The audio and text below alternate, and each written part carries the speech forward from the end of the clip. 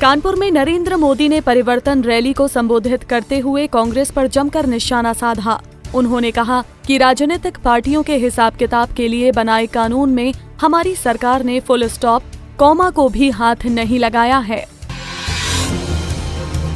Rally में मोदी ने कांग्रेस को जवाब देते हुए कहा कि जब राजीव गांधी पीएम थे तो कंप्यूटर लाए, मोबाइल लाए। अब मैं कहता हूं कि मोबाइल का बैंक बना लो तो कहते हैं कि मोबाइल तो है ही नहीं।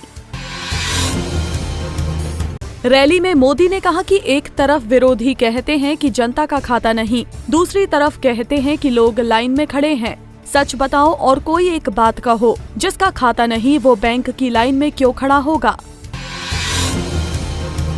पीएम मोदी ने नोटबंदी के विरोधियों पर तंज कसते हुए कहा कि लोगों को क्या कुछ सहना पड़ा है, इसका मुझे अंदाजा है। मैंने पहले ही कहा था कि ये सब 50 दिन चलेगा।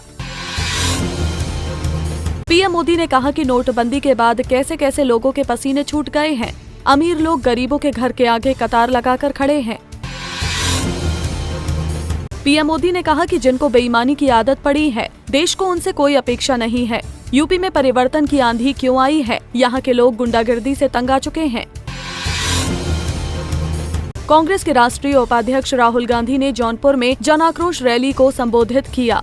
रैली में मोदी मुर्दाबाद के नारे लगे। राहुल ने कहा कि पीएम मोदी ने हिंदुस्तान के 99% गरीब का बिना पूछे खून निकाल लिया है। रैली में राहुल गांधी ने कहा कि मोदी ने अमीरों का कर्जा माफ नहीं किया, उन्हें गरीबों का कर्ज माफ करना चाहिए। राहुल गांधी ने कहा कि आज हिंदुस्तान का 60% धन 1% अमीर लोगों के हाथ में है। सबसे ज्यादा धन 50 परिवारों के पास है। ये पीएम मोदी की देन है। राहुल ने कहा कि हिंदुस्तान के चोर होशियार हो चुके हैं। ये पैसे कैश में नहीं रखते, रियल एस्टेट, सोने और विदेशों में पैसा रखते हैं। केंद्रीय मंत्री महेश शर्मा ने बसपा पर निशाना साधते हुए कहा कि बसपा सुप्रीमो मायावती दलित की नहीं, दौलत की बेटी है। महेश शर्मा ने सपा पर निशाना साधते हुए कहा कि अखिलेश सरकार ने प्रदेश का विकास नहीं किया, प्रदेश में भ्रष्टाचारियों का बोलबाला है। गाजीपुर में रेल राज्य मंत्री मनोज सिन्हा ने ई पेमेंट को बढ़ावा देने के लिए मेरा मोबाइल मेरा बैंक ऐप का शुभारंभ किया। इस मौके पर रेल राज्य मंत्री ने नोटबंदी पर कहा कि विपक्ष ने संसद नहीं चलने दी, विपक्ष भ्रष्टाचारियों का साथ दे रहा है।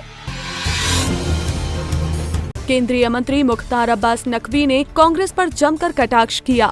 उन्होंने कहा कि कांग्रेस से रोजाना नए कंकाल निकल रहे हैं, जो खुद उनके डीएनए के बारे में सब कुछ बता रहे हैं।